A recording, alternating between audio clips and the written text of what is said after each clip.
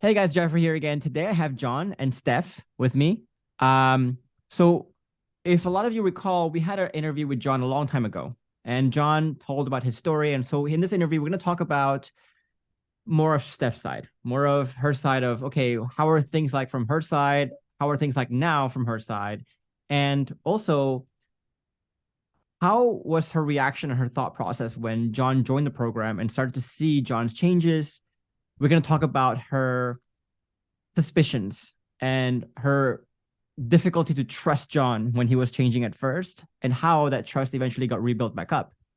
I also want to follow up on this elephant in the room, because if you watch John's initial interview, there was this talk of an affair and having someone else in the picture on Steph's side. And we got some comments on that video saying, oh, just wait. She'll go ahead and like cheat on him again, whatever it is. So here we are about a year later, and you guys are still going very strong. Over a year. Yeah, over a year later. So we guys are still going strong. And so this notion of once a cheater, always a cheater is not always true. This notion of affair being like this black and white issue is not always an issue. So let's dive into all of that. But Steph, I want to first dive into how are things like from your perspective in the very beginning? So way back, because Sure. it's 20 years. We got together, we moved out together, we got pregnant with our first kid pretty quickly. I mean, it was a couple years, but so first kid, everything was fine. He'd quit his job once, got a third shift job, and then like the third shift job started for a while. And so I started to feel like a single mom. I felt like I wasn't getting help except for financially. And then the second child came, and it was a little different. We were doing financially well, and we were living in a house. And I think that our biggest stressor then was that she was colicky. Never stopped crying. She never stopped crying. And then I started noticing like a year or two later that like I'm doing everything. I am running the household, I'm paying the bills. I'm not getting any support. He will make huge decisions such as changing his job, buying a car, and he would just do it and not tell me about it and kind of just be like, well, this is the way it is now. There was really no conversations when big things came up. It was just he would make the decision and that would be that. And then So you probably felt like kind of a slave at this point, right? Here you are kind of running yeah. around doing your I mean, thing, and I then worked full time, and yeah, it was stressful. yeah. So John, if you could look back to that period, what was going through your mind? Did you know that you had this effect, or you were doing that, you were making her feel that? Not really, no. From my perspective, I was just leading my household. I was doing what needed to be done. If I saw that, we had to get from A to Z, we had to go there no matter what. So what's the point of talking about it?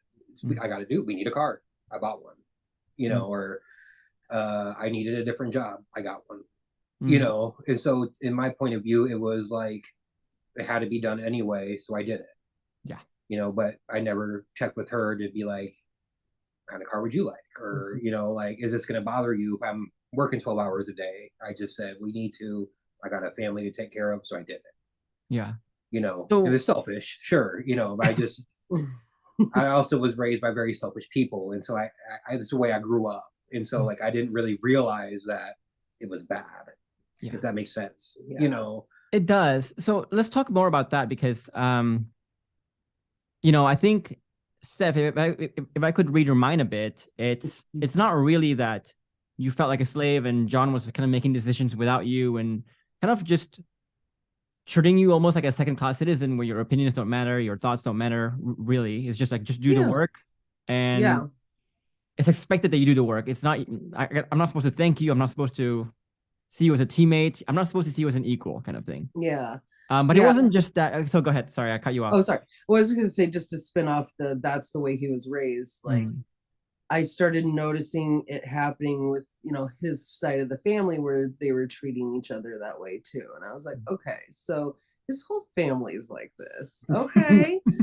So then I was like trying to point out like, hey, this happened at the family gathering, and don't you think that's a little messed up? Like this was said, like that's not nice, So and I think that brings me to the next point, which is it's not just the problem itself that's a problem, but you mentioned how whenever you try to talk to him about how unhappy you were, how repressed you felt, you got a lot of gaslighting, you got a lot of denial on his side, on John's side.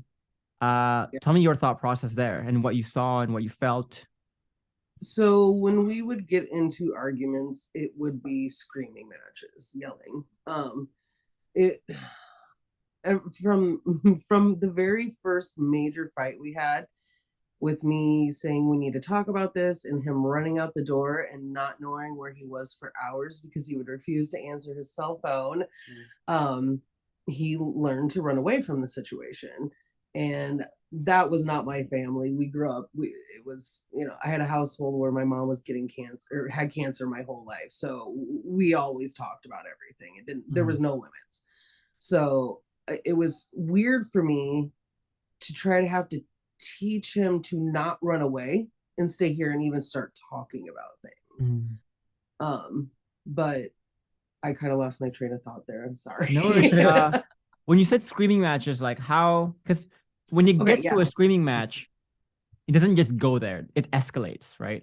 What would be the logistics of the escalation there? Like what would happen, I guess? So like say I didn't want to do the dishes for the 800th time. I'd be like, well, there's a lot of dishes to do. And I'd be like, well, I work all the time, and it would just start with just defensive, just being defensive. And, because this is what I'm doing to provide for our family.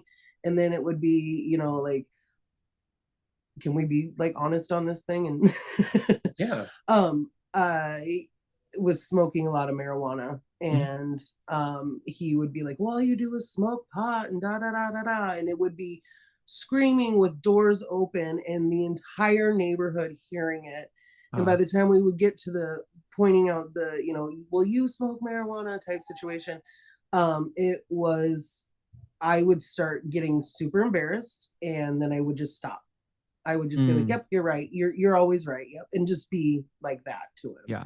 So like we were just not communicating well at all. So this is not to say, Steph, I think here we're talking more about John's flaws because John was the one who joined the program, but not to say, like, Steph, you had your own flaws too. We're getting there. Right, we're getting there. This but at is the same time, it's building up. Yeah. It's more of like this competitive, combative relationship where both of you are doing things that annoy each other, but when one of you points out the thing that annoys you, you would just gaslight and say like, well, you do this, well, you do this, well, let's one up each other and see like whose fault it is, who's worse at contributing to the problem, kind of thing. John, absolutely correct. I see you. It was well, I'm saying it was like that for a long time. It really was. And when I joined your program, that was one of like the first revelations I had. It's just that when I wasn't sleeping here, I was sleeping somewhere else at my aunt's house, because we were separating. And I kind of remember, starting a program and those little things that we do to set up our partners. And I just started thinking back on it, how like every fight was just, I'm working 12 hours a day. I got 2 jobs. And all you're doing is smoking weed. And I'm just like, I thought about that for a second. I'm just like, every fight we had ends with that, because that's when I would be like, okay, this is gonna get nowhere. Like I did it all the time. Like you were using the marijuana use to just shove me down into the ground, like because it's not legal here in Iowa, and so, well, half is, but anyways, it's it's frowned upon in these parts still, and so it was like, and I knew my family was that wasn't a thing, and so for him to say that to me, it just pushed me down so far with my self-esteem that I was like, okay, I'm done with this. Like, I don't even care. I think so we did that for, sorry. Go ahead. I think if I could deconstruct this too, is a lot of what I felt, or what I think a lot of clients that I have feel also is, the moment when you guys feel like this relationship is pretty much over, like I've given up, you have experienced death by 1,000 cuts at that point. And I think at that Yeah. point, you both have not only experienced a lot of problems, but you have experienced so little safety to be able to talk about, express those problems.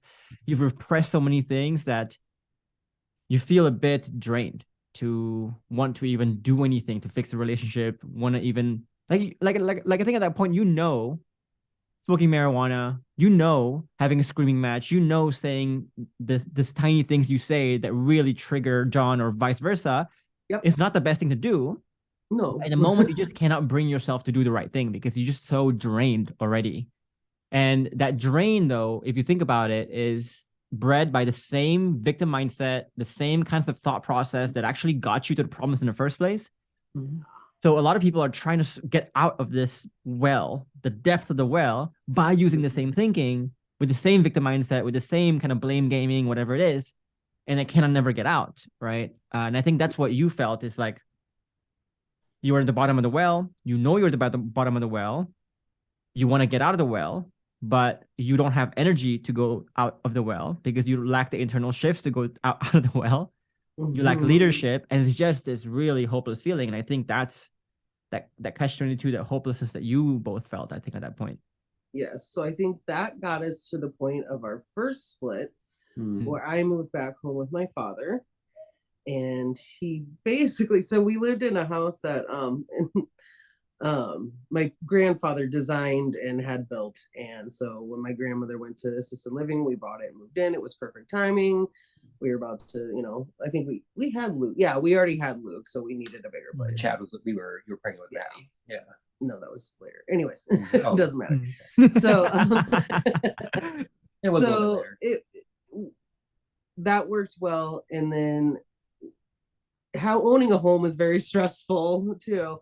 And so there was a lot of, I had to call my dad to help with repairs and stuff because he grew up in the house and he knew it. And John's dad passed away when he was pretty young. And so John doesn't know a lot of home repair stuff. And so then I would have my dad being like, well, he can't take care of you. So my family was not helping the situation either. So, but we get to the point where 8 years, I move out, or it's been 10 years ago now. I know, keep right? saying 8, but, so I move out, he starts dating other people. I got together with an ex high school boyfriend who he knows. And then, I ended up pregnant. And John and the guy, I knew I didn't want to have a child with him. He had his own alcoholism problems. Yeah. So John came to me and said, I don't care if it's his or not, I will raise this baby with you. And so we slowly got back together. We made each other promises to change. I would stop smoking so much marijuana. He would go to therapy and psychiatric treatment. And he tried, and it didn't work out well. Like, his type of diagnosis is kind of medication resistant anyways. It makes it more exacerbated, which we learned. I do want to talk deeper about that later. And especially you, Steph, is like in a mental health field as well. I'll be interested to get your take on that one. So you guys split the first time. You guys made some promises to kind of repair things at that point in time. Yes. I'm guessing since you said there's a first split, there's a second split that's about to come here. Well, when he found out about the affair, Got it. I see. See. We go through about 8 years of these promises and things like that. And, he's like, oh, I got us a car. And I was like, oh, okay. And so he's like, I can choose from this color or this color. Basically, that was what I got to choose, was the color. And so I was like, are you crapping me right now? And so even though I had this nice new car that he was buying for us, I still was like, oh, okay, well, he again made a major decision without asking me anything. And I was angry, and I was at work one day, and I was in no way looking to leave or have an affair, but I was at work one day and we were cleaning out a hoarder's home, and they had hired a local moving company to help. And the couple of guys that were there arguing about the price that was on their little tablet. And so they had to have their supervisor come out. And that's when I met my affair partner. He was charming and energetic and positive and, carrying around heavy things. So there was a small attraction right away. And then we ended up having to exchange phone numbers because they weren't supposed to leave the dumpster, but they ended up leaving the dumpster for us to use. And so it was his trick of trying to get my phone number. And I was like, well, don't you have like a work cell phone? And he was like, no. And so this guy just slid his way right in. So that's where the affair started. Got it. I did want to talk about, kind of just summarizing for the audience here, just I guess the level of hopelessness that I guess you felt, but also a lot of my clients feel, how I felt in the beginning of my relationship too, is like, so you have all these problems that you guys have, right? But then it's not just the problems, it's that you cannot express it, you cannot talk about it, you cannot resolve it. And so you are left in this choice where, okay, if I express it, I will lose because I will get gaslit. I will lose big time. If I don't express it, I will lose because nothing will happen, nothing will get resolved. Or if I try to just accept it, I will also lose because I'm just lowering the standards of what I wanted from my relationship. So you're kind of in this like this catch-22 where every step you go, you lose. It's just a matter of like, which loss do you want to take? Now, so some people choose the escape route, like I'm gonna leave. Some people choose the affair route first. Some people choose the let me just keep getting gaslit. I mean, it doesn't matter what you choose, you lose. But in terms of like what you perceive as losing least, you choose that one. And I want to talk about this affair thing too, because this is gonna rile a lot of people up, right? And I want to start kind of with my perspective on this one, because when people have an affair, the person having the affair usually gets painted as a villain, because they're saying like, oh, you betrayed the relationship, you betrayed your vows, whatever it is, right? But there was something that my partner said to me very early on in our relationship, in the peak of our problem era, where she said, Jeff, do you remember when you were kids, right? You dreamt about finding someone, you dreamt about having this relationship, you dreamt about having kids, you dreamt about this family, you dreamt about a lot of things about your love life, the person you're supposed to spend the most of your life with. You have a fantasy about it. You have a dream of what it would be like. And imagine if you found someone and you realize that it is very far from what you thought it was going to be, very far. And not only is it very far, but you cannot even express to this person, to the world, to anyone, to family, to friends, how far it is from real it is. Because you probably can't talk about your relationship with other people because John wouldn't like that, right? Or you felt guilty for doing that. You felt guilty for talking about it with family, etc.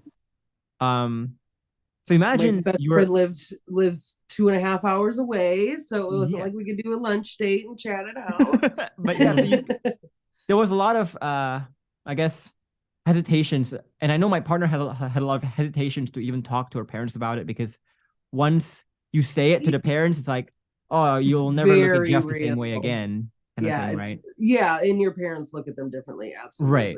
Yeah. And that creates more problems. And so imagine you have all these problems, it's very far from where you want it to be, and you can't even talk about it. And now you have this option where you have 3 options and all of them are bad. Jeff, what would you do if it was you? And that was the moment when I woke up and I realized to myself, like, if I want someone to spend the rest of their life with me, right? That's me asking them to do something really big. And if I cannot deliver big on my own, then I have no right to even have the balls to tell her, like, you should spend the rest of your life with me. You cannot think about anyone else but me, when I can't deliver my side of the deal. And so at that point, our relationship was very rocky. There was talk of affairs, stuff like that as well in our relationship. But I realized at that point, I've already betrayed this relationship a long time ago.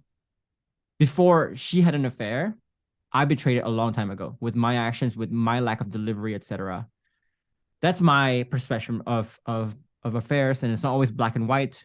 It's always two sides to the story. When you found this guy, when you saw this guy, you said he was charming. What else did he provide for you that you felt like, my God, like this is what I don't get in my relationship? So part of it was he wasn't American too, so there was that whole ooh, a foreigner type Exotic thing, you know. Yeah. Yeah. There was an accent involved. It was just to be honest, he's a serial cheater, and so he knows what he's doing, and he played me like a fiddle, and I fell for every little line, every little lie, even though in my head I would say holy red flag, and I'd be like, yeah, it's fine, it's not a big deal, I'm being paranoid. So even there I didn't feel safe to talk to him. But safer. Or you thought you were safer. A fantasy Perception. sake. Yeah. Yes. Like limerence or whatever. Yeah, I definitely perceived the grass was greener. So it definitely was not. How much guilt did you feel at that point in time? Did you know what you were about to step into? Yeah. I I knew what I was doing. I felt very little guilt. I felt bad for the kids because I knew it was going to mess with them. Mm-hmm. What I felt bad with John at that point was that I felt like I felt bad because I knew if he found out, it like mentally he could not handle knowing what I was doing. Did you think about kind of the reparations that would have on you on your identity, on how you are perceived by not only the family, but also your community, close family, stuff like that? Like, did you feel that? Yeah. Oh yeah. I grew up in the Lutheran religion, so I know right from wrong. I know an affair is not okay. I knew exactly what I was doing in the beginning. Once that affair fog took over, there was no control of my brain. But I mean, I didn't feel guilty in the beginning. Yeah. I felt relief. Yeah, you felt yeah, it's like it's the way I can imagine it feeling is like you're in the bottom of the well again. You've been stuck in this well for so long. You're miserable in there. And it was like someone handed down a hand and said, "Here, Someone heading on a hand. Yeah. You get your first breath of fresh air, kind of thing. You don't care who gives it. You don't care what. It's just like you just want that fresh air. And then later on, I think the guilt starts to seep in, and the reality starts to seep in eventually. Yeah. And I think that's another point I want to make about affairs too is, you know, like nobody, like very few people, I think, step into affairs willingly. Like, right. They're usually ridden with a lot of guilt. It's a lot of conflict, a lot of realization of this is the cost I'm going to enter into. You know how people say, like, I will not even take it if it was given to me for free. You're basically saying, like, I will leave this John guy for this new relationship, despite the cost that I know I will incur over a long period of time for the rest of my life. Yes, I understand that. And I still want to do it because this is how miserable I was in this relationship. And some people say too, like, once a cheater, always a cheater, right? Yeah. Do you feel like we've all heard that our whole lives? Yeah. So John, like, I guess from your side, do you worry at all about that side? Like, oh, Steph can just like, do you feel like you have to sleep with one eye open, I guess? No, it's not like that. Are you okay? I'm fine. It's just emotional. I get mind, I get mind viruses. I get those intrusive thoughts. Do I really think no, I don't. Like from the bottom of my heart, I don't. I can't think of a reason why she would. I mean, that's just the thing. Well, not now, but before, we never communicated. So when I would say, oh, Steph will never cheat on me, the reason is because we're married. She can't, but now she won't because, I'm her partner. Yeah. I do think with her, we can talk about it. We've had several talks when we got back together when she, would say that she was missing her affair partner. she was able to tell me I miss him. And instead of getting mad and, call her names and demeaning her, I was, tell me about it. Tell me what you miss. Yeah. Dive into it. And we had that conversation. And about a half an hour later, she's like, oh, I really don't miss him. Yeah. Exactly. It's we're all human. We have emotions. We have mind viruses, as you call it, right? Yeah. But the thing is, like, in a healthy relationship, you have the mind viruses come in, and you have an avenue in which you can discuss it, and you can realize, and you can have a more objective look into, okay, is this really reality, or is this kind of a mind virus that is stepping in and kind of clouding whatever I'm thinking? Mm. And that's really it. Like, it's not like a healthy relationship has no dark thoughts ever. Yeah. Right. That it's the way we deal with the dark thoughts. Yeah. And the analogy I have for this one is, for the audience here, is like, there's three kinds of relationships, right? There's, of course, the fragile relationships. This is the relationships where they cannot communicate at all, like you guys were in the beginning, where whenever pressure comes, whenever conflicts come, it just breaks. So the relationship can look great in the beginning, can feel great in the beginning, but it just breaks so easily. Now, everyone knows fragile is bad. So people want the second one, which is what we call robust. That's a relationship where, imagine like rock, right? A rock is robust. It looks strong, but with enough pressure, it cracks, it crumbles, it like shatters, right? Same thing with a diamond even. You can say the same thing. It shatters, it's very brittle. And I think that's what a lot of people are looking for, but don't understand that's actually very weak still, because you're just like keeping it in. You're basically tricking your mind into saying like, everything is okay, everything is fine, right? The third kind is what we call anti-fragile. And that's not really a better word for it, but imagine your human body. You get sick. Once you get sick, you get stronger. So pressure actually makes you stronger. It doesn't actually you're not just surviving through it, you're thriving through it. And I think that's what you guys have now, which is like that anti-fragile state where we know the problems are going to come. We know the pressure is going to come from work, from our history, from kids, from family, whatever it is. But every time those pressures come, it makes us stronger. We're not just fighting and holding on for dear life. The analogy I give in the program is like keeping your shit in, right? Holding your butt in, keep your shit in. It's like, you're actually thriving through it. And I think that's the difference between a normal couple, which is robust, and a truly healthy couple, which is anti-fragile, like unbreakable. And I think that is what fuels your confidence in each other, because you've built this anti-fragile state. It's a completely different relationship. We're constantly together now besides work, but back in the day, we'd go to functions and we would do it separately, because we'd use the excuse of, oh, he's watching the kids. He'd be like, oh, she's home with the kids. We just wouldn't do things together anymore. It's pretty rare. Yeah, it was really rare. Like, that's even crazy. one of my friends' dad's like, where's John? Why is he not at this party? And I'm Are you guys still married? Oh, he's home with the kids. It's like something happened. Well, he didn't know but that's what he was implying. Yes. When we were talking about when we were thinking about this, I was thinking about our fights and how like we've fought, but not there's no screaming. There's just like our disagreements are, this is the way I see it. Well, this is the way I see it. Okay, well, how can we, exactly. And and this is the distinction that I want to give people too. Like, again, healthy couples, it's not like they never fight. If I hear a couple who never fights, I'm like, that's fucking bullshit. I don't buy that, right? Because like those conflicts, like the very nature of two people being together with different thoughts, personalities, opinions, life goals, and all these different nuances, there's going to be rubbing for sure, right? Especially when it comes to big decisions, deep feelings and stuff like that. But the difference I is with pleasure versus satisfaction kind of thing, right? So with bad couples, whenever they argue, it's not pleasurable, but it's also not satisfying, because you don't feel like you get anywhere. You don't feel understood. But in healthy couples, it's when they argue, it's unpleasurable, but satisfying. And there's a lot of parts of life that are like this, right? Like getting a massage is pleasurable and satisfying.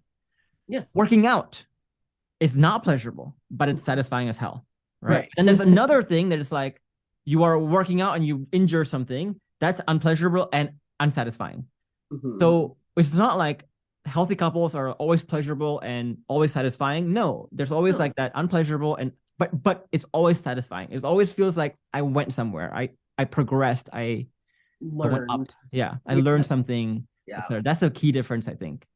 Yeah. Or I used my skills to not have a screaming match. Yay! Yeah, exactly. Yeah.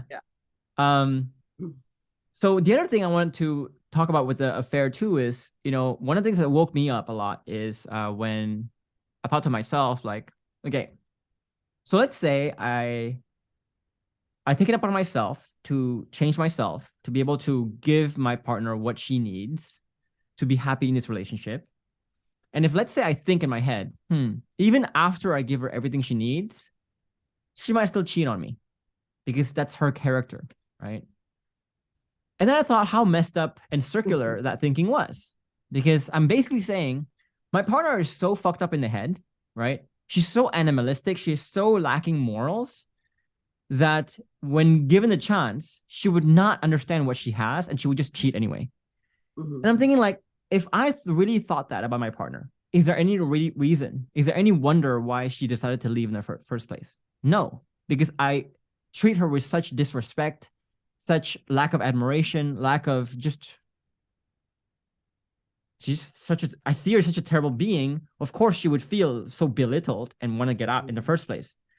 So it's kind of like a self-fulfilling thought, right? Where the more you think about your partner as a cheater, the more you actually make that into a self-fulfilling prophecy, which is why if you look at people who get cheated on a lot, I've met those people. Yeah. Yeah. It's like, why is it that every relationship you step into, people cheat on you? I don't get it. Is it because you make it into a self-fulfilling prophecy because of all the subtle things you do and subconscious thing you do, Yeah. Yeah. I mean, I can't. I'm not that way. I definitely learned my lessons. Yeah.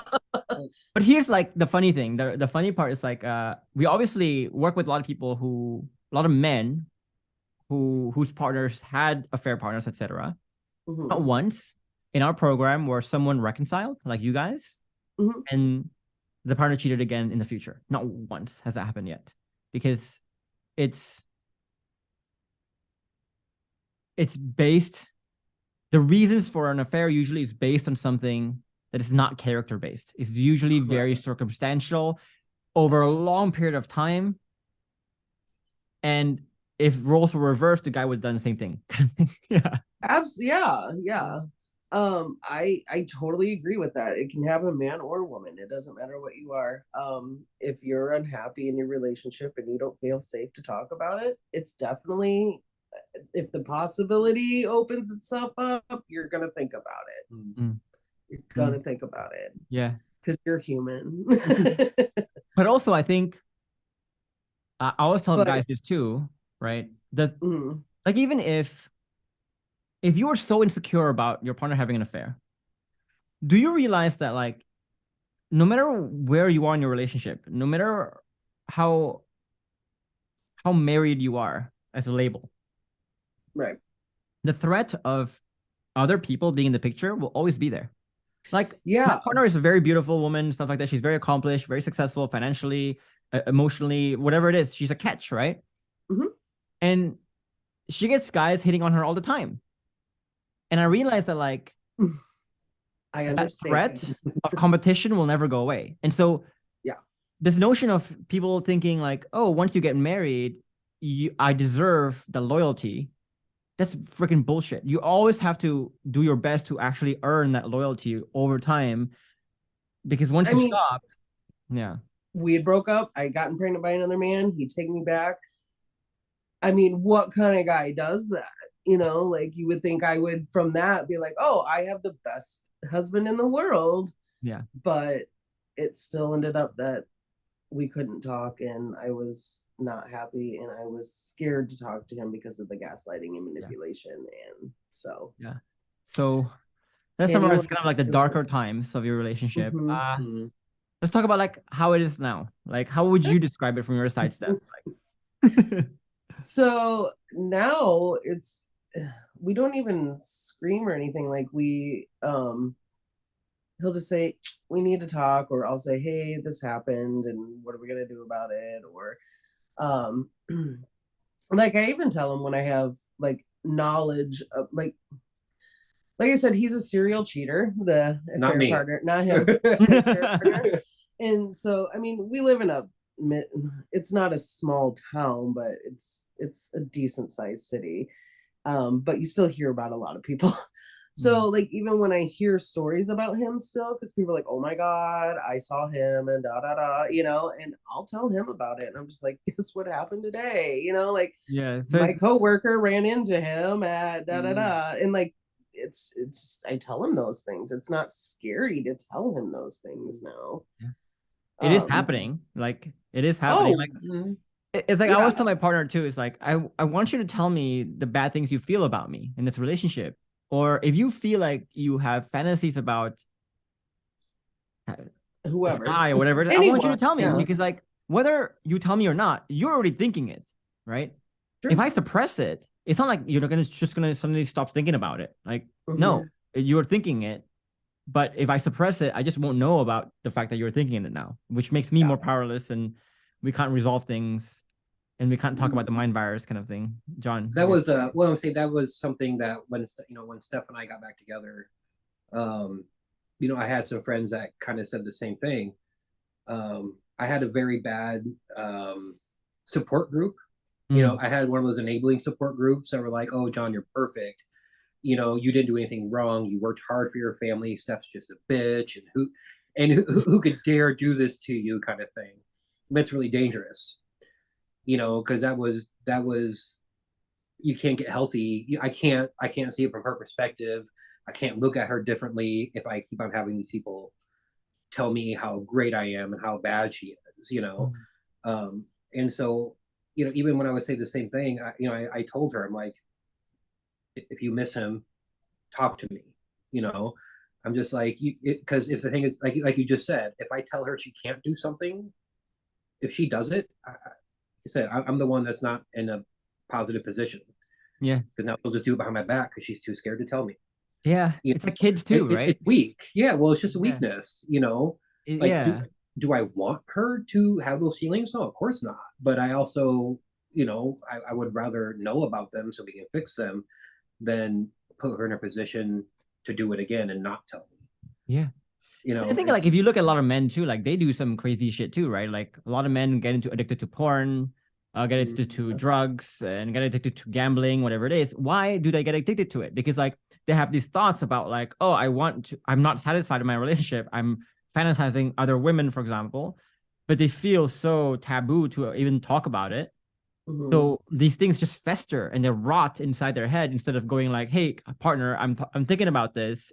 Let's talk it out.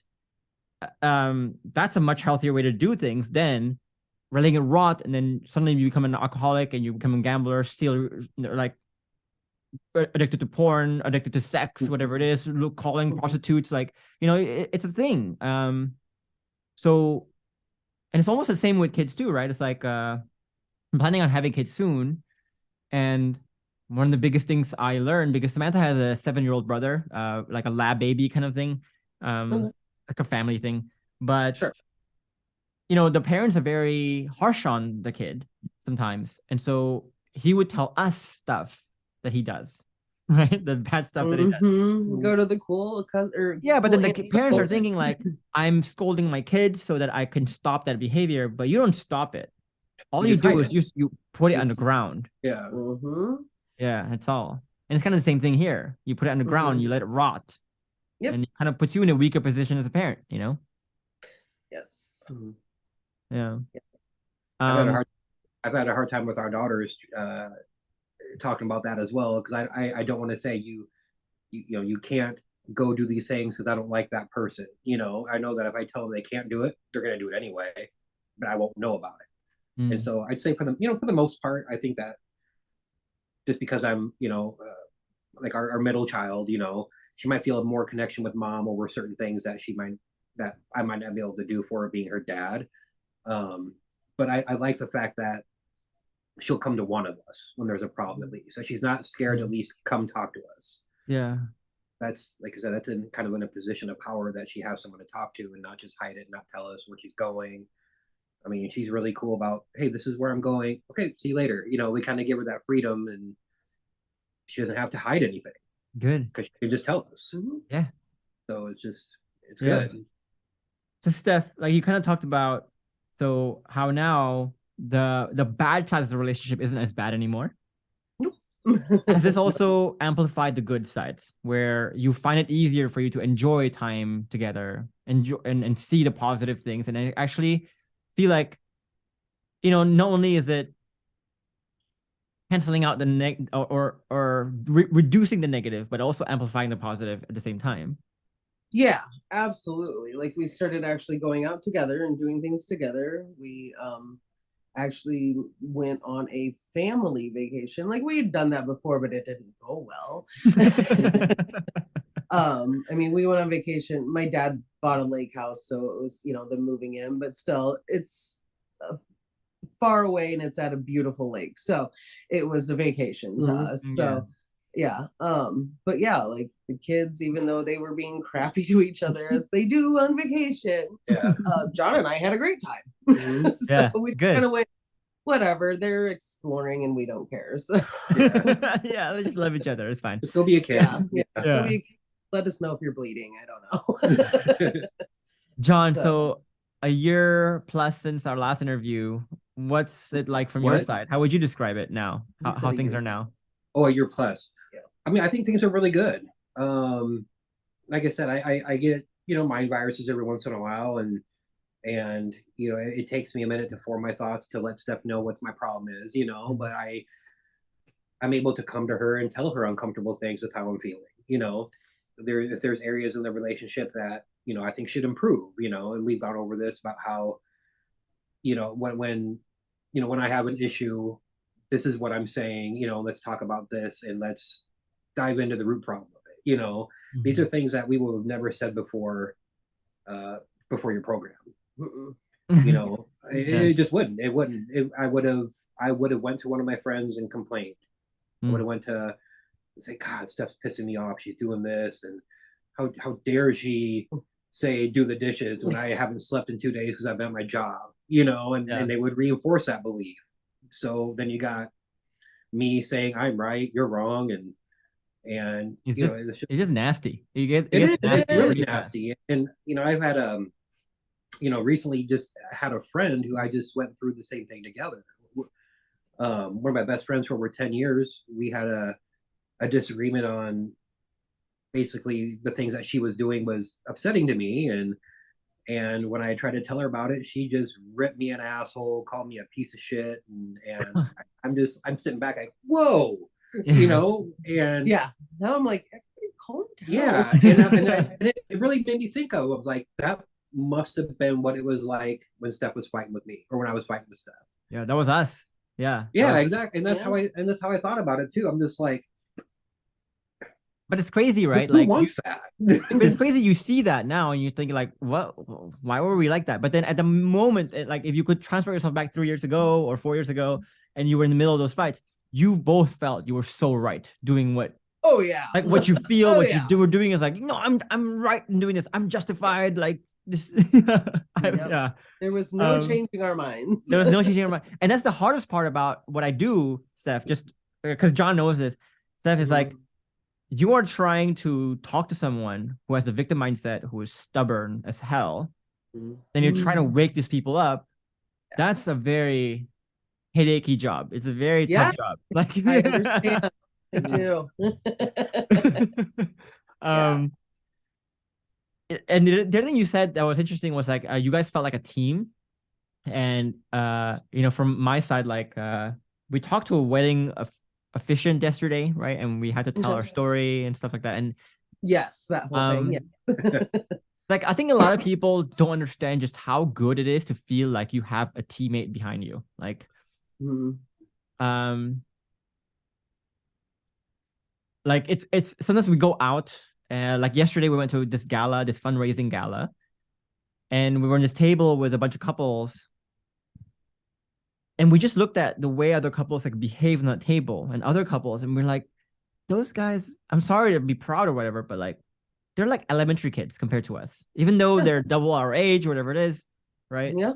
It's like, no, like she looks at other guys, I look at other women and go like, sorry, like we're just playing on a different level. I mean, you just can't touch this relationship anymore, you know? Like Yeah. we're too tight.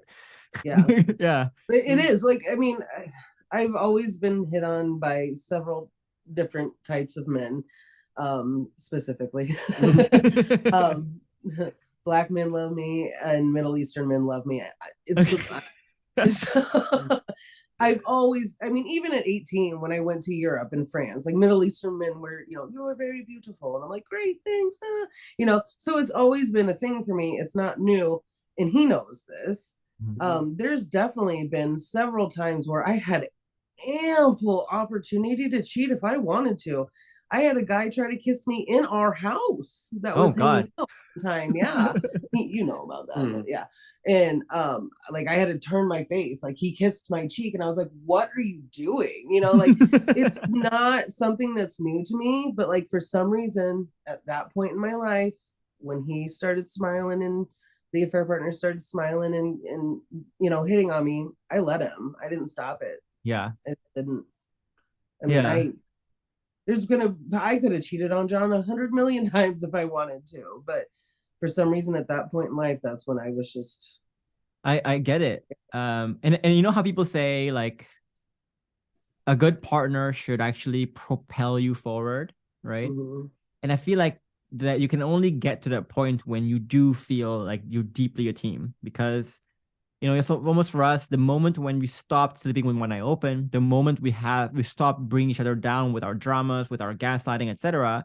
That's when I can finally focus my mind on, okay, let's move things forward. Let's grow our life. Let's keep growing together, and talk about how we're going together, talk about the direction we're going together, etc.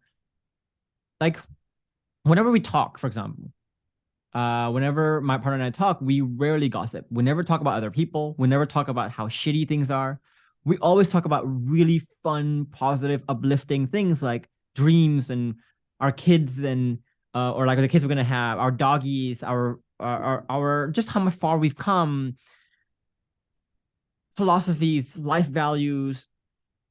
And then sometimes we look at other couples like looking at gossiping, right? Other couples spending their time arguing and fighting and having all these conflicts, and whenever they talk to their friends, they're talking about like how unhappy they are with their husband and how unhappy they are with their wife, and it's just like, dude, you waste so much time just on really toxic, stupid shit. I'm sorry, like no, you're right. Yeah, no, you're right. It was not too long. I mean, maybe 6 months after John had discovered my affair, and I admitted it. My work wife was in the middle of planning for her wedding and found out her fiance had cheated on her. So she and I, especially when he was starting your program and like learning all of your tools and excellent tips, and she and I would lean on each other a lot, like awkwardly. Like she'd be like, "Why did he do it?" And I would like she was kind of like my confessional. Like I would like, look, like I can't justify what he and I did, but you know, I can explain how we felt. And so I helped them get through it. And I highly pushed your plan. I think they looked into it, but like he's pretty stubborn. Yeah, no, it's okay. Yeah, he's doing therapy, it's fine. So but yeah, like it's kind of nice to, she and I were able to get through the beginning stages together while he was working on your program and learning, you know, the tips and stuff I already knew from working where I work. Yeah. So yeah. So let's talk about that. When John joined the program, you mentioned, Steph, that you were doubtful that he would stick with it. Tell me the seeds of that thought of why you doubted that the program will even work with John. Well, because I knew that it was ingrained from his bringing up. I knew that the ways that he thought and things like that and argued, and the way that they just jab at that thing that they know is going to make you feel the worst about yourself. So he had, promised the 8 years prior at that point to go to therapy, take psychiatric meds. Like, he had gotten a diagnosis finally at that 8 years, but like it kind of trickled off doing the program. So like it starts off all gung-ho and then it just trickles off. And so I was like, okay, so he's head first into this program. How long is it going to last? Yeah. And is he going to make it through all the modules? Is he going to make, is it going to stick? Because I've been dealing with his mental health and learning about mental health for so long at that point that I was afraid that he would not be able to rewire his brain and think differently. But honestly, in the 20 years, your program's the only one to do it. Therapy hasn't worked. Meds do not work. Well, I want to talk about that with John in a little bit. So I think like I hear there's two parts where your disbelief, I guess, came from. One was you thought the stuff that's been ingrained in him, the behaviors, the habits, the mental habits, the behavioral habits, paradigms, etc., has been so ingrained that to rewire it would be such a long shot. It's just like just no talking to this guy. Second was, I think there are some parts, John, where you have admitted, like, yeah, this is a shortcoming that I have. So you went to therapy, you got some meds, whatever it is. And then at first you were like, yeah, I need this. But then it kind of trailed off. The motivation trailed off eventually. And I think, Steph, from your side, your hopes kind of go up and then they get crushed back down again. They go up, crushed back down again. And it's like, fool me twice, it's fine. But then like fool me 50 times, I got to be an idiot to keep falling. Yeah, at some point, when am I just going to... So, John, I guess for your side, so you tried therapy. You tried. What else did you try before my program? Well, health meds. When we had gotten back together, well, we always say 8 years, but it's been like 11. Yeah, we lose track of the new relationship. We just say 8 years ago, even though in 20 years we'll still say 8 years ago. That's when it was. Yeah, I had made a lot of promises. I had said, you're right. Like a lot of these problems I probably did cause, and I want to get better. And so, I went to go to, actually, I didn't do therapy right away. I went and got on what meds was that? Oh, I don't remember which one we tried first. Honestly, it exacerbated the problem, made it worse. And so I went to a couple different meds, made it worse. Nothing improved. And honestly, we got complacent and just kind of fell right back into it. Yeah, it was kind of like, well, he tried, I guess. I remember when we got back together, I was very excited. I'm like, I was full of vigor. And this time, we're not going to mess around. I love this woman. I know she loves me. We're going to do this together. And like you say, it's kind of get complacent and you just start letting go of those things, and we just fall back in the old routine. What made you, when you saw my program, what made you say this could be another route? Like, what made you trust it to say like this could be another route? I just saw some of your videos on YouTube, and then I guess we took, I showed we watched a master class and I watched it with her. I was like, well, what if I do something like this? I had gotten so much, bad information from my friends saying, don't try, you can do so much better. You can be happier elsewhere. And the same people telling me those things are people who have been divorced 3 times. The same people telling me those things, they hate their spouses. They can't wait for their significant other to leave the room. They can't wait to get out of the house. They're in toxic relationships all the time. And so at that point, I'm just like, I kind of woke up. I'm like, I don't think that you're the good person to tell me about relationships. I mean, it sounds kind of shitty, but it was just kind of like that epiphany I had that I shouldn't be listening to you. And since I know that I had broken so many promises to Steph about being better, I kind of just, I guess it's kind of like a 12-step program kind of thing. Like, you got to recognize that there is a problem. And you have to surrender to it. Essentially, you have to surrender to the processes to make you better. So we watched a master class, and she started crying halfway through it because she's like, that's the fucking problem. Like, this is what Was it the safety problem, you thought? yeah, Yeah. yeah. Yeah. Oh, yeah. And so, and at the time that I took your program, I didn't know about the affair. She had just said she wanted a divorce. Mm. And so looking back, there's this woman who was, I wasn't thinking it was gonna work. yeah, I mean, so looking back, that if she could be in an affair and want a divorce, but still get emotional when she sees the issues of our relationship and says, this is what you need, Yeah. It I means I she was still just like, cares. yeah, well, exactly. I was like, fuck it, I don't care. I have to do this, and throughout taking the class, was still adamant about not getting back together. And I think at the time when I finally said I'm okay with that, because I know that my next relationship is going to be awesome because I'm not going to make the same mistakes I made with you. Mm. Well, what And, made you stick with this program? Like, I just obviously, want to be better. but like motivation is waned every time. You always wanted to get better every time. Yeah. But what did you find in this program was like the thing that got you to keep sticking with it? Like, because your journey wasn't short. Like, it was a long-term growth of getting better, and there was a long time too. We're going to talk about this in a bit, where you're not seeing results. You're not seeing Steph coming closer. She was actually resistant to your changes, and she was very suspicious. And so, what made you stick through that? Well, it's a few different things. I started noticing that the people I was talking to were treating me differently. Like when people would come to me and I would talk to them when they were really upset, instead of just saying, "Oh yeah, man, that sucks. Sorry," like just kind of talking. I learned how to speak a little better with people and dive into things a little bit better. And I was liking the outcome of that. I was liking how when people would tell me things, I was able to put myself in their shoes and think about it a little bit better. And so I just saw value, and so even though things weren't going well with us, I still wanted to keep going on it. Yeah. Because I was learning and I thought it was cool. So I don't know. It was just I wanted Steph back. What's funny as you say that, right?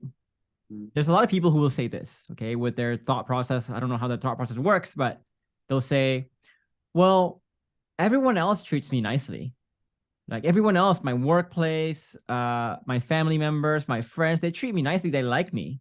The only person that doesn't like me is my wife.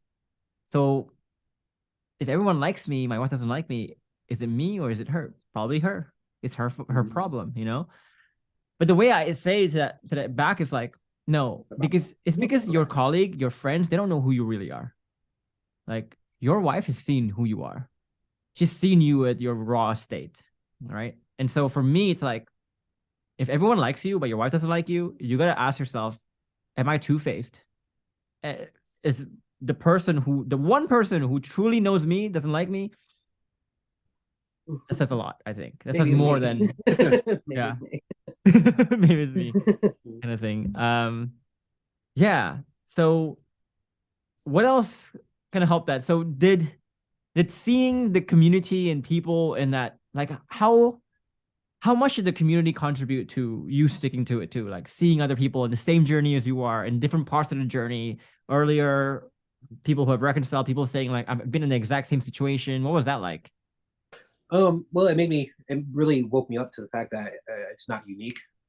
I think that, I mean, and this is from, again, it's a victim mindset kind of thing. You kind of think that this is only happening to you, and that even though my world's crashing apart, other people's lives aren't, whatnot. And so it's what happened between Steph and I has literally happened to millions upon millions of people in the world.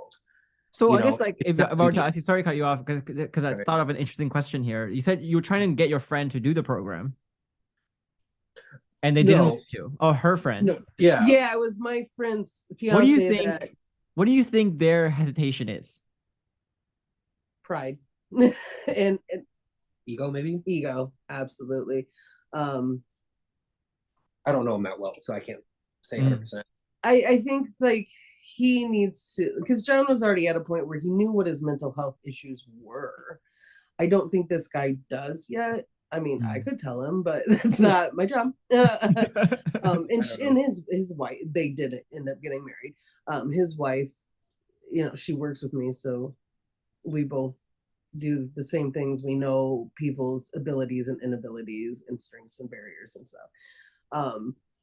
He is at a full capacity of what he can handle right now, I think, but I know at the time that they were like, we have to pay for the wedding. So I know at that point it was financial. I understand that too. But just curious, like, John, if you could see what made you stick to this one compared to yours in therapy, whatever it is, and then what made you stick. So I think it was like you said, just you saw how the world was responding to you very differently, very quickly.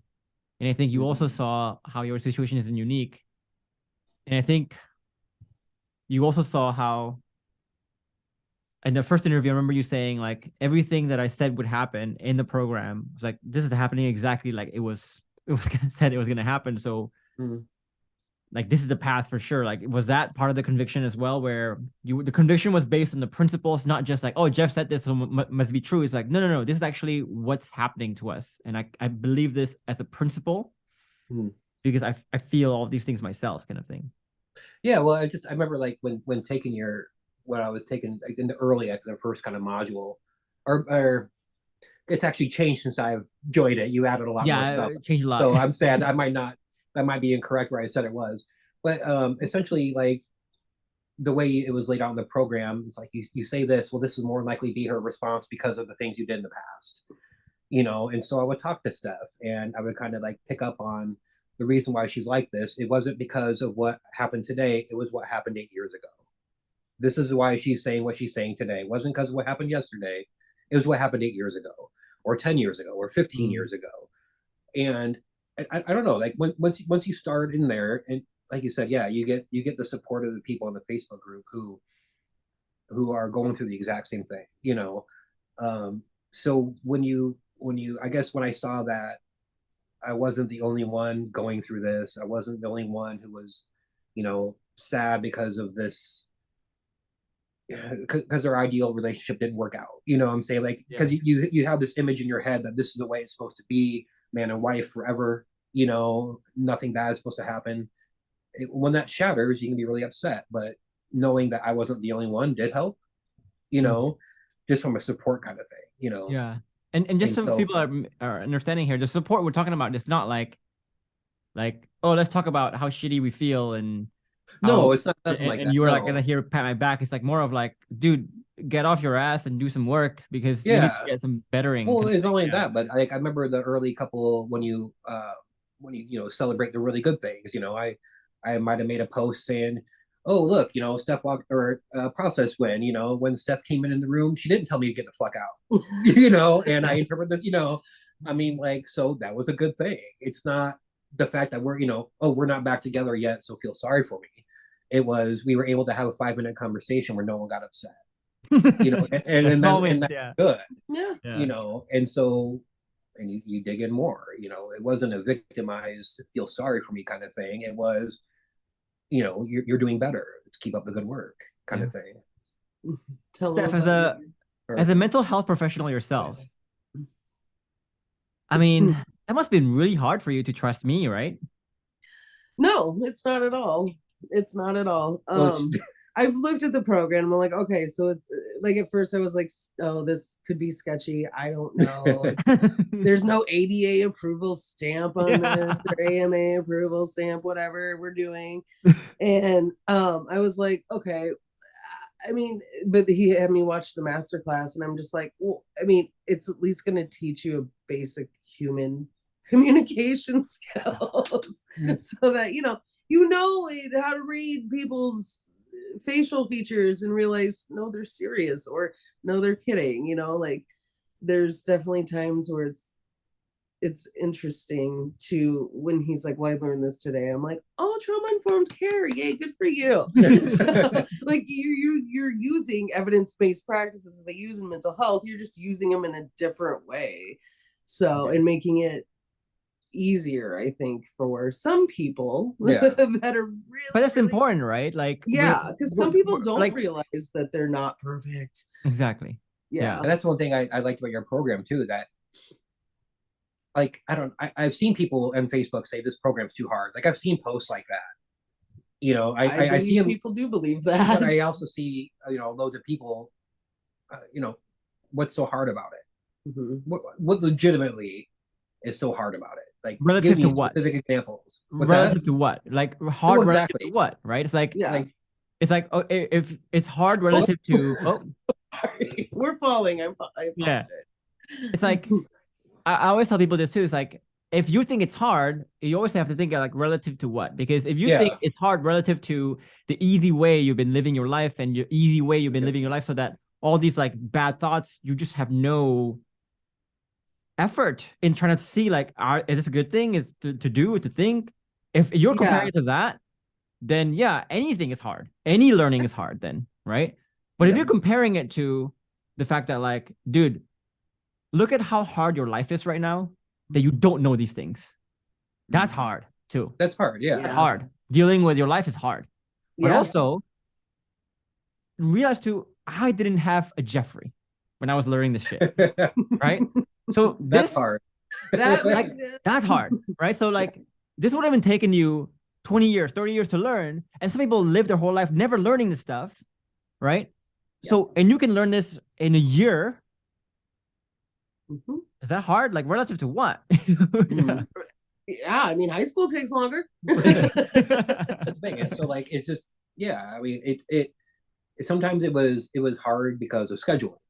It was hard to fit in a whole module. It was hard to get in that specific day.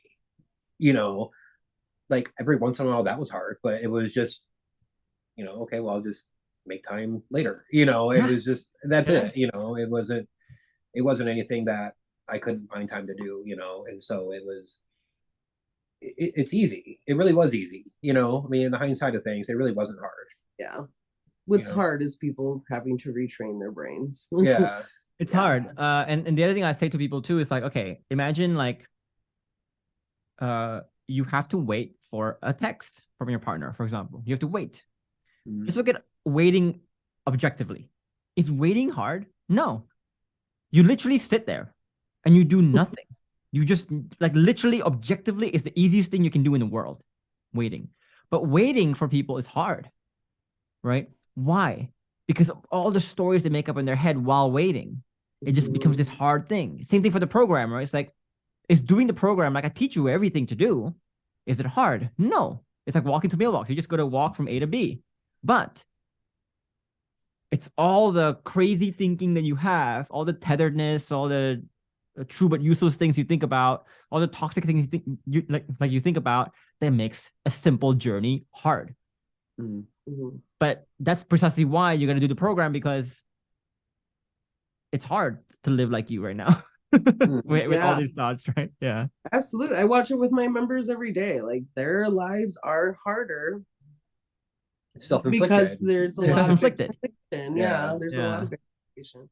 Like I can tell a member 100 times, well, you're not the only one that's lost a parent already in their lives, something like that, but they cannot move past it. That's like the victim mindset again, right? People like to dramatize their life. Like, so we were in Charleston last weekend for a friend's wedding, and our flight got delayed by 6 hours, right? Oh gosh, yeah. And people are like complaining, like, and then when the flight finally announced like they're ready to board, I'm like, people are clapping, and I just saying to Sam, I was like, people are so dramatic. Relax, dude. Like you are about to fly through the air. Like relax, bro. Like a 6 hour delay is not the worst thing. Like you can have talk to each other, you can have food in the airport. Like relax, right? But people like to dramatize their life. Like they probably would go home and say like, "Oh my god, the worst thing happened to me." Right? Oh my god, my flight got delayed 6 hours. The worst thing ever. I'm like, relax, dude. Like it was not the worst thing. I can tell you, right? Yeah. But then we'll joke about that, say, "Oh, I had the worst day ever." Why? Because I got out of the shop 10 minutes late. Yeah, like joking, but it's but it's like I usually win that argument with my job anyway. So no, I had the worst day. But some people don't say it in jest, right? Like the thing is, some people don't say it in jest, and they literally think, and that's how people dramatize things, and it's just you're making it so much harder for yourself. You're you're amplifying, you're making mountains out of like tiny hills. Like relax, Yeah. you know? Yeah. Yes.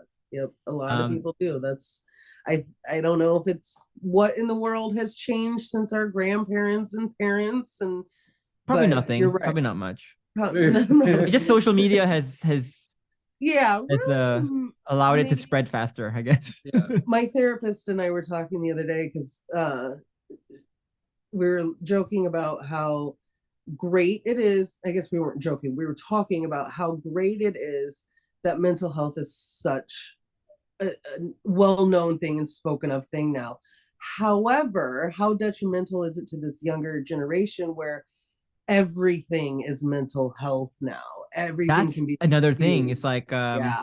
some people are making up like mental health stuff. Something I get comments from people saying like, "What about if I have this disorder?" I'm like, you just can't make up your own disorder. Just because you feel bad, Yeah. you just can't make up a word to go like, "Oh, this is a disorder now." Yeah. I would also argue like most depressed and anxious people, they're not actually biologically depressed. I think it's the other way Correct. around. I think it's circumstantial. They don't know how to Environmental. think through it. Yeah. Yeah. And Or then they don't have, biologically yeah, it coping manifests. skills. Yeah. Yeah. Yeah. But that's a Many topic for times another. our members ask, well, how do you know, because they know the traumas and things, life changes and stuff that most of us have been through, because we have to draw on that for experience with them. But they're like, how do you get up every day and like get up and go to work and raise your kids and just be an adult?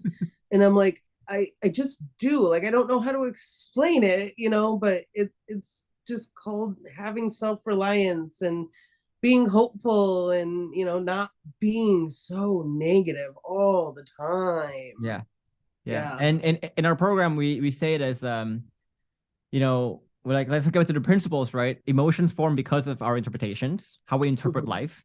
And our interpretations are formed by this deeply ingrained paradigms or beliefs we have about the world.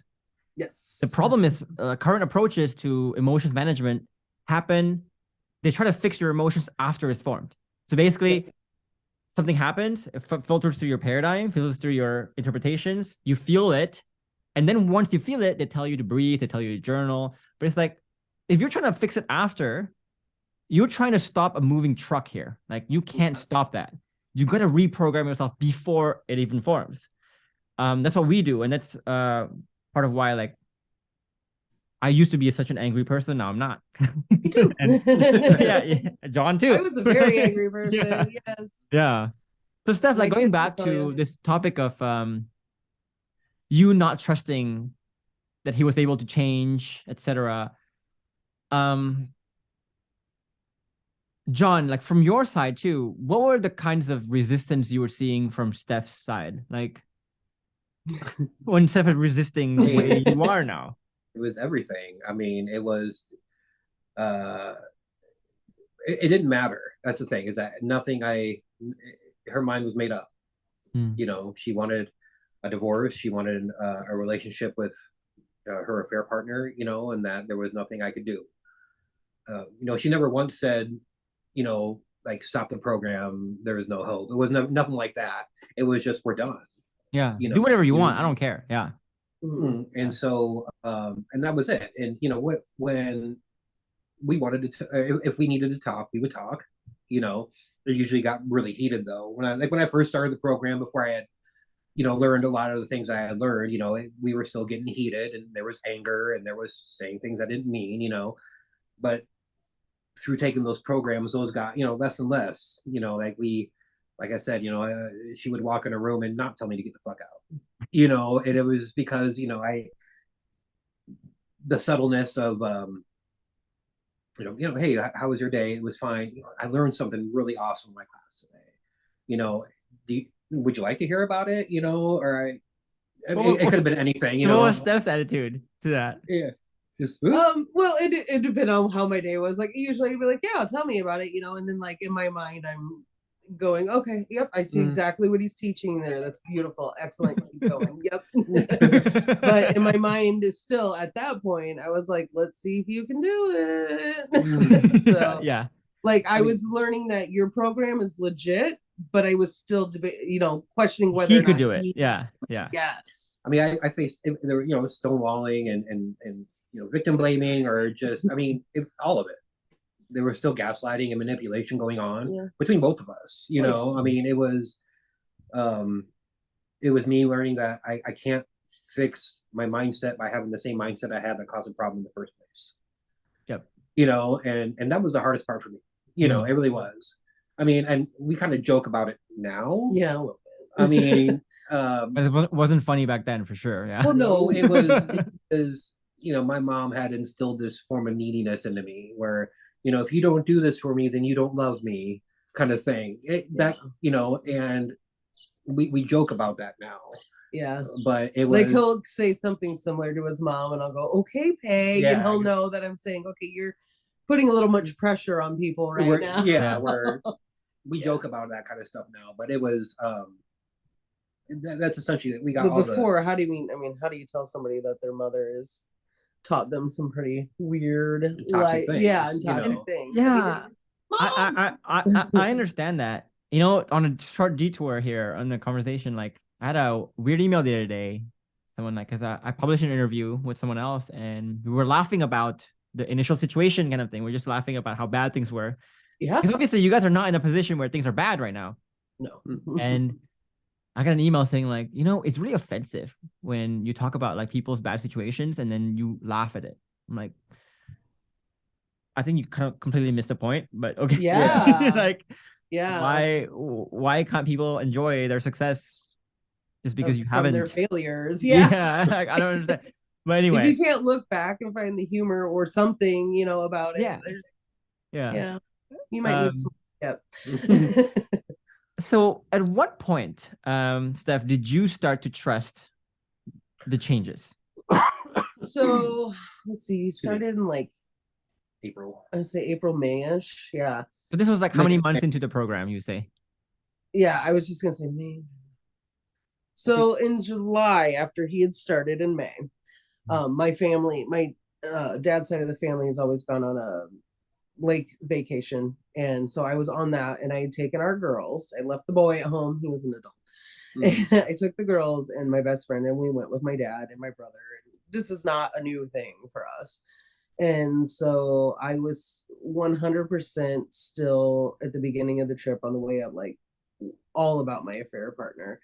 I purposely did not talk to either one of the two for a couple of days, and just kind of like tried to be with my family and not even think about relationships at all. And you know, my best friend and I had plenty of time to chat through some things together. And I would have to say by Friday of that week, I was definitely ready to be done with my affair partner.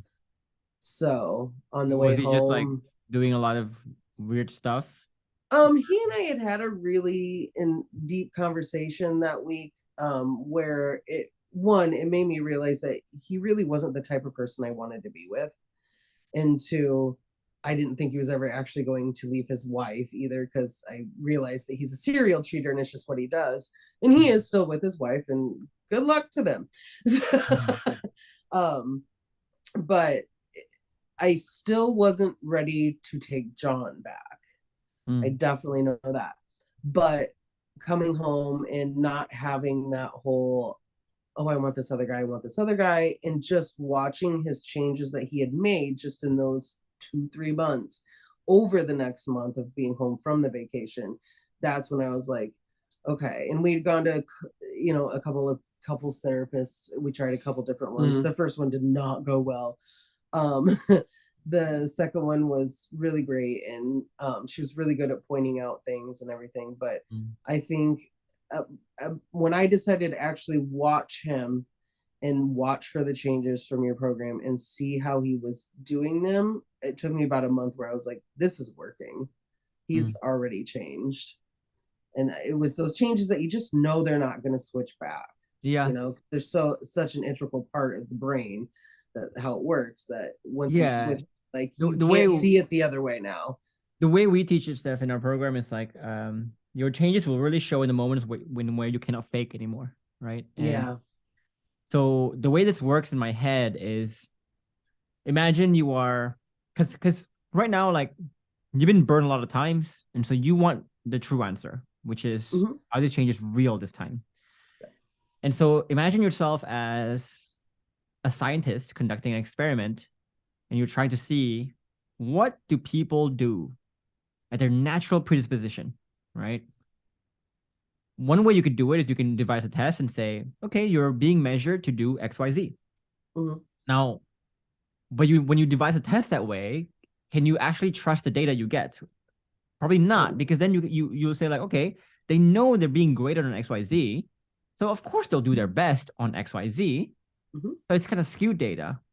So what do? Right? You tell them, oh, you're really being measured on X, Y, Z. Okay, test is over now. Now go and mingle in the other room with the other participants. Test is over. You can be yourself. Mhm. Then you watch them there when Yep. they think they're being by themselves. So some people, they ask me like, well, if my partner told me it's hopeless, Jeff, like there's no changing her mind. But it's like, okay, let's change the scenario here. Let's say she didn't tell you it's hopeless. Let's say she told you, if you do X, Y, Z, I will get back with you. How can she trust the data? She cannot, just like the scientist cannot trust the data. Yeah. Right? So she Just would like it didn't work. Exactly. Yeah. It didn't work Yeah. many Like, times before. go to therapy, go Yeah, get you give mental health meds, all that stuff. That didn't work. Yeah. But of course, it didn't- also cannot trust data. Is he doing it because he knows he's being graded on it? Or is he doing it because Exactly. it's him? Right? Yeah. Sorry, And our then- daughter is Oh, no worries. being very impatient. Yeah. We're almost done, I think. Last point. But then, so when your partner tells you it's hopeless, though, right? If you understand that analogy, then that's when she's actually watching. Because Steph, when you were watching John, it's not like you were devising this test going like, oh my God, let me make it hopeless for him and see what he does. It's not like that, but it's more of No. you look back at the 100 things that John did for the week, for the month. And there's 99 things that he did that you go like, I think he knows he's being measured on that at that point. So he knows he's supposed to do correctly. But this is one moment when I can't see any other motives. Like this is real. Like there's no reason for him to do this other than the fact that that's him. Yeah. This is what he does when no one's watching. And that's the one moment when you go, seed planted, maybe. And it keeps Yep. going. And you go, yeah. And It's the working. trust slowly gets built up. Yep. Yeah. And it's always happens the same way, right? That's how you build trust. Mm-hmm. It's not a short process. It's not an easy process, but it's worth it. Yeah. Yep. Yeah. And what's worth it too is it's amazing to see how one person changing can change the other person so much, because I feel like now you're in a position, Steph, where I think you find it easier to do nice things for John and think about nice things with him and not be tough on yourself. And then Steph changing her behavior changes John's behavior to be even better. And then it just becomes like a footstep upwards kind of thing. Yeah. And that's why we say two doesn't take two to tango, right? Like two, always. It takes at least two, I think. Oh, no, No, I'm just kidding. Yeah. do the actual dance. Well, it takes at least two in terms of like, there's a lot of people probably helping you and giving you advice. Yeah. Oh, gosh. Yeah. Yeah. Yeah, for sure. But yeah, it takes one person to change. You're right. It takes 100% to change the cycle, because like at that point in time when you were going downhill, Steph, what you were doing, you were already starting that loop, right? So what you were doing was already affecting John, albeit in a negative way. Yeah. Right. So what's not to say if you can influence someone in a negative way, you can also influence someone in a positive way and vice versa, and then just boop, boop, boop, go from there. So I like to ask this question too at the end of every interview is, John, if you could transport yourself back 4 years ago, let's say, and you were standing in front of a version of yourself 4 years ago, well, what advice would you give that guy 4 years ago? God, so much. You can grab him by the neck and go like, dude. Yeah, I'm saying, can I be quieter? I mean, honestly, I just tell him to start listening. For one, you're not perfect. Don't listen to your mom. Don't listen to your sister. Just don't do that. Listen. I mean, the thing is, the answers were right in front of me the whole time. Yeah. But I just ignored them. And so I would just definitely tell him to listen. You're not as great as you think you are. Like you need to, You need to pay attention to the world around you. You need to pay attention to what's going on. You need to pay attention to stuff. Body language. You need to pay attention. I mean, it's everything. It would take hours. I couldn't just say one thing, you know. Yeah, let's have a conversation. Yeah, Let's yeah, sit exactly. It would just be that, you know, you need to start listening. I think I want to use this as a branching off point to talk to people about like who they should listen to, because there's a lot of you know, I think people in your position, the hardest decision is, who do I listen to? There's all this advice coming my way. Who do I listen to? What I always say is, there's 3 criteria for me on who I listen to. One is, do they actually have the life I want, right? Have they accomplished the thing that I want to accomplish? But not only that, did they start off with the same position that I did? So for example, if we're talking about business, right? Sure, this person can have wealth and success, whatever it is, but if it was born to a rich family, that's not me. Like, we're on totally different paths here, right? So do they have the exact same situation as you or something similar, and have they accomplished where you want, right? And the other thing too is, you know, I often see people who give advice and they say things like this, right? Look, of all the people who know how to handle divorce, I know. Why? Because I've been divorced 3 times. Exactly. Or they say like, I've been with a narcissist before. I know exactly what to do here. I'm like, that's like saying, I've started 3 businesses. I've been bankrupt 3 times, but you should listen to me on how to start a business. It's like, the fact that you have gone through divorce doesn't mean you should give advice to people about how to divorce or how to, you know, whatever it is. Or like, just because you know how to do the process doesn't mean it's a good idea. Or just because you have been in the process but you failed doesn't mean you are qualified, kind of thing. You have to break through it. You have to overcome it. And so if it meets the 2 criteria and it doesn't meet the last one, which is like, has this person actually overcome? Don't listen to that guy. If he's not meeting all 3, but if he's meeting all 3, great, right? And the other thing too is, sorry to say this as a mental health professional, right? But degrees don't mean shit. I don't have a degree, so you don't offend me. Degrees don't mean shit. Nope. In fact, if you have a degree, it probably means you are more removed from the practical side of things, from the day-to-day side of things. You are in your lab, you are in your books, you are in your academia. You're not in the life. You're not in the thing, you know? And I always say too, like, you know, you guys are English speakers, right? Mm-hmm. I bet I can teach English better than you guys. Probably. You gotta learn it. Like, I had to understand like what it was like to not have English, to learn to pay attention to the specific nuances. And so if people are, you know, having academia as their basis for why they're saving relationships, whatever it is, it's like, I don't think you know the nuances here. Yeah. Well, that was one of the things, is like, I quickly decided like I wasn't going to listen to my best friend too much. Yes, she knows me inside and out, but she's also, I love her. She also cheated on her husband repeatedly and ended up divorced. So she wasn't the one to give the advice. She was one that could listen and, you know, whatever, give back general sounding ideas, board. But yeah. But I knew, like, I didn't want to follow the path she had taken. Yeah. And she knew I didn't want to follow that path either. So, for sure. Yeah, she was actually very angry with me. Oh, okay. But because she knows that John and I work. So, but then I had another friend from work that her husband and her have been together since they were 19, 20. They have 3 kids.